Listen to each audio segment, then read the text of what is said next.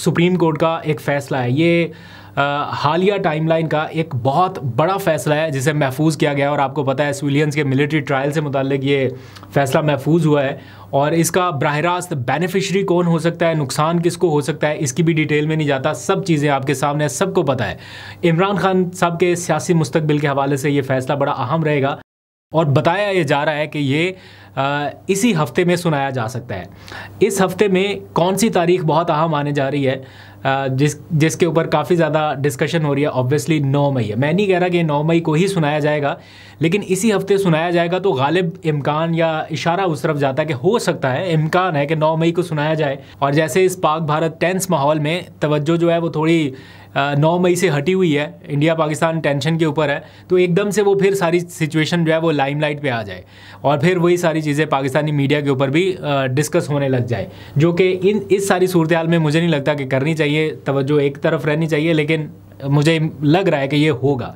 अच्छा, अब फैसला क्या आ सकता है, इसके ऊपर भी बहुत सारे लोग बातें कर रहे हैं कि कुछ लोग कह रहे हैं कि ये इस तरह से है, 3-4 की रेशो से फ़ैसला आ सकता है और शायद मिलिट्री ट्रायल जो है वो ना हो पाए। कुछ लोगों की ये राय है जो कोर्ट को कवर करने वाले, मैं तो चूँकि कवर नहीं करता तो उनकी राय आपके सामने रख रहा हूँ। उनको लग रहा है कि जनाब ये फ़ैसला ख़त्म हो जाएगा। अगर तो बिलफर्ज ऐसा होता है, जिसके इम्कानात थोड़े कम हैं, आफ्टर 26वीं तरमीम बहुत कम लग रहे हैं, लेकिन एज्यूम करते हैं कि अगर ऐसा होता है तो शायद यूरोपीय यूनियन का वो प्रेशर जिसकी वजह से उन्होंने कहा कि फॉर ग्रांटेड मत लें ये GSP प्लस स्टेटस को, तो शायद उसकी वजह से ये डिसीजन हो जाए। और अगर ऐसा हुआ, लेट्स सपोज कि ये कलअदम हो जाता है कि जनाब सिविलियंस का मिलिट्री ट्रायल नहीं हो सकता, तो फिर उस सूरत में क्या हो सकता है, हुकूमत के लिए क्या कोई परेशानी की बात है या हुकूमत पैनिक कर जाएगी? मुझे नहीं लगता, क्योंकि फिर आगे मखसूस नशिस्तों का केस भी तो लगा हुआ है ना। तो मखसूस नशिस्तों का फ़ैसला अगर हुकूमत के हक़ में आ जाता है बाद में और हुकूमत को 2/3 अक्सरियत मिल जाती है बड़े इजीली, किसी को पकड़ने की बजाय वैसी सिंपल मेजॉरिटी उनके पास आ जाती है 2/3 अक्सरियत, तो 27वीं तरमीम में ये काम किया जा सकता है। तो ये और बहुत सारी चीज़ें हैं इस टाइम जो मार्केट में डिस्कस हो रही है। मैं बहुत ज़्यादा अजम्पशन पे नहीं जाता हूँ या वो क्या कहते हैं, ऐसी चीज़ें नहीं करता हूँ जिनके बारे में कहा जाए अगर ये हो जाए तो, अगर वो हो जाए।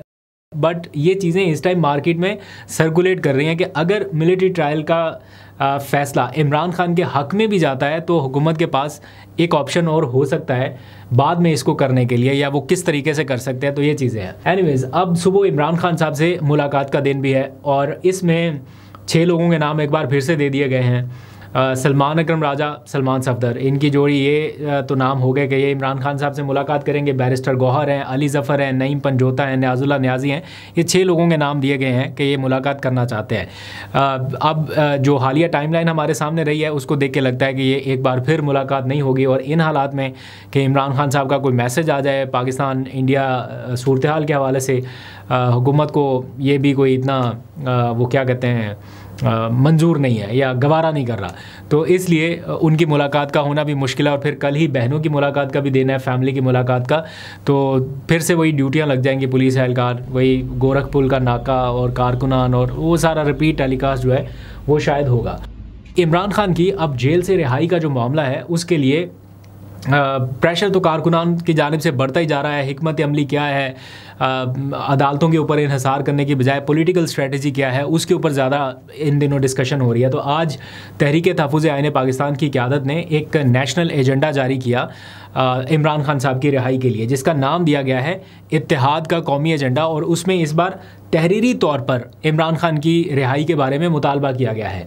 इससे पहले आपको याद होगा जब हुकूमत और PTI के दरमियान मुज़ाकरात हुए थे तो बड़ी उन दिनों ये गेम चल रही थी कि क्या इमरान खान की रिहाई तहरीरी तौर पर लिख के दी जाएगी या नहीं। ये मुतालबा लिख के दिया जाएगा कि इमरान खान को रिहा करें, और PTI की लीडरशिप ने तहरीरी नहीं लिखा था, उन्होंने लिखा था तमाम असीरान, तो उसमें इमरान खान भी इंक्लूड थे, लेकिन नाम नहीं लिखा था। इस बार जो ड्राफ्ट सामने आया है, मेरा ख्याल गालबन को 10 या 9 नुकात पर मुश्तमिल ये एजेंडा है, 2 सफ़ात पर है, लेकिन इसमें इमरान खान का नाम लिख के मुतालबा किया गया है उनको रिहा किया जाए। 5 मेन पॉइंट जो मेरी नज़र से गुजरे हैं, वैसे तो और भी ज़्यादा है लेकिन मेन आपको बता देता हूँ। पहला, आगाज़ जिस चीज़ से हुआ है इस नेशनल एजेंडे का, उसकी बुनियाद 2024 के इंतखाबात हैं कि 2024 के जो इंतखाबात हैं उसे हम मुस्तरद करते हैं बतौर होल अपोजिशन। उसको मुस्तरद करते हुए नए इंतखाबात का मुतालबा किया जा रहा है कि फ़ौरी नए इंतखाबात। ये तो खैर रिपीटेडली होता ही चला आ रहा है। इसमें एक और चीज़ भी ऐड की गई है कि आइन की शिक 8 से लेके 24 तक जितनी भी शिकें हैं या आर्टिकल हैं आइन के, उनके ऊपर अपोजिशन समझती है कि अमल दरामद नहीं हो रहा। ये तमाम शिकें बुनियादी इंसानी हकूक़ के मुतालिक हैं। बोलने की आज़ादी, जल से जुलूस की आज़ादी और हर किस्म की जो आज़ादी आइन ने आम शहरी को दी है, आइन के आर्टिकल 8 से लेकर 24 तक। अपोजिशन समझती है कि ये आइन के आर्टिकल इस वक्त मुअत्तल हैं, इन्हें बहाल करना ज़रूरी है और ये मुतालबा इसमें तीसरे नंबर पर रखा गया है। फिर एक बहुत अहम मुतालबा इमरान खान की रिहाई के हवाले से, वो भी इसमें लिख कर डाला गया है कि इमरान खान समेत तमाम सियासी असीरान की रिहाई यकीनी बनाई जाए। और 5वां मुतालबा ट्रुथ एंड रिकन्सिलिएशन कमीशन के हवाले से किया गया है कि कमीशन कायम किया जाए जो माजी में होने वाले हालिया वाक़यात का जायज़ा ले और बताए कि हक़ाइक़ क्या थे। तो मुझे नहीं लगता कि ये ऐसा कोई कमीशन बनेगा, ना इसका कोई आउटकम आज तक कभी निकला है, ना हमारे सामने कभी ऐसी कोई चीज़ आई है। बहरहाल फिर भी अपोजिशन पार्टीज़ ने मुनासिब समझा कि ये भी डाला जाए।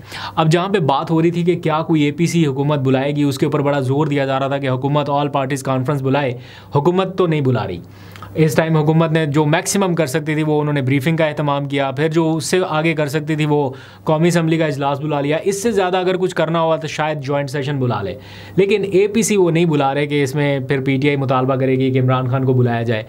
लेकिन PTI ने अपनी APC जो है वो बुला ली है और गालबन परसों लाहौर में होने जा रही है ये APC, और उसमें अब दावतनामे अरसाल किए जाएंगे मुख्तलिफ़ जमातों को कि जनाब आइए हमारे साथ मिल के बैठिए और देखते हैं उसमें क्या निकलता है। को मैं बहुत ज़्यादा होपफुल नहीं हूँ उस APC में कोई बड़ा आउटकम निकल आए, लेकिन एक बात चल रही थी तो मैंने सोचा ये ख़बर भी आपके साथ शेयर कर लें।